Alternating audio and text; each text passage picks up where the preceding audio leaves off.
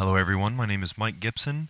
I'm an emergency management major at AMU, and I am doing a presentation for my meteorology class regarding the topic of tornadoes, their predictability, what we use to predict them, and how we can improve predicting them as it is related to an emergency management mindset. As an emergency manager, we rely on the expertise and research of numerous other agencies and specialists to keep people safe.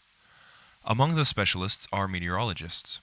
Weather is an unstoppable force that carries many dangers with it. One of the most notorious is the tornado.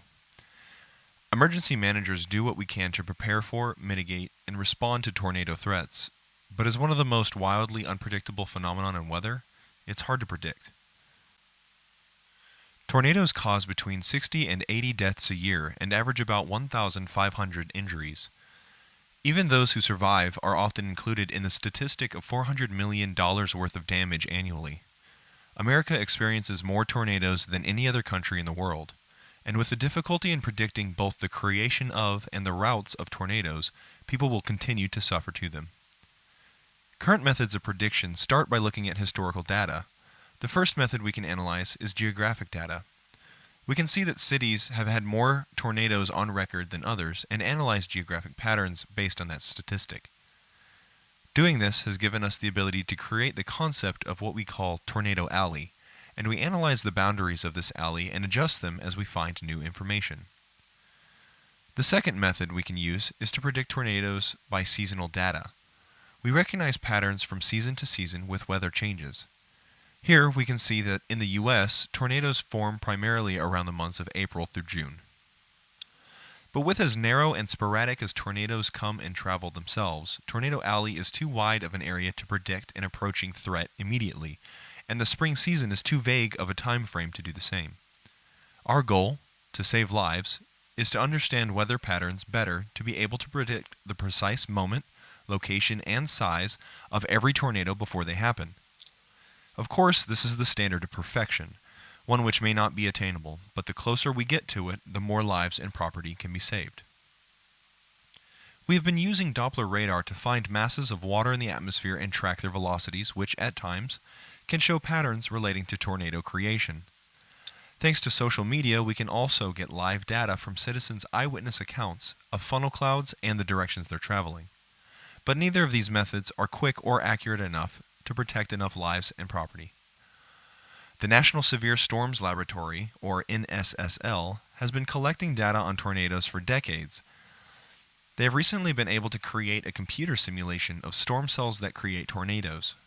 They can even allow randomized variables within that simulation to better see how certain differences can affect the chance of tornado creation.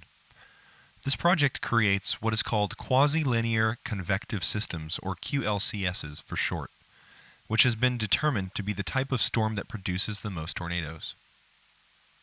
The NSSL is also working on the Warn-On Forecast project, which aims to create highly accurate forecasts based on what storm systems look like in current time.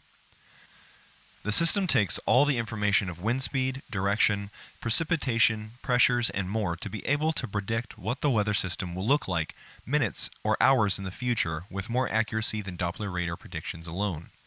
This will help us predict the rapid directional changes tornadoes can often take.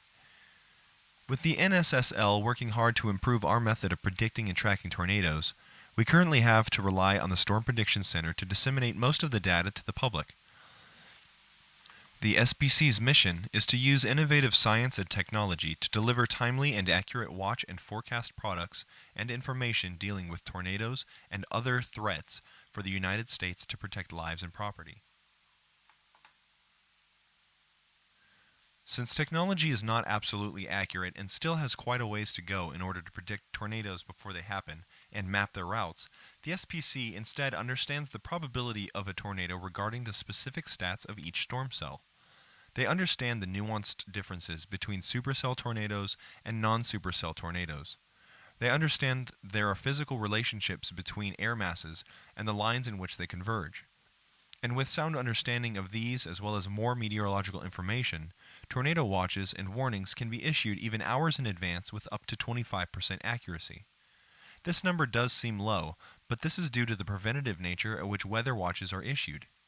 Science and psychology did research on why people often don't respond to tornado warnings. The issue tends to be the low accuracy rate of prediction, despite the accurate assessment of the conditions being right for a tornado to be formed. People become complacent after heeding so many warnings without having their homes ripped into the sky.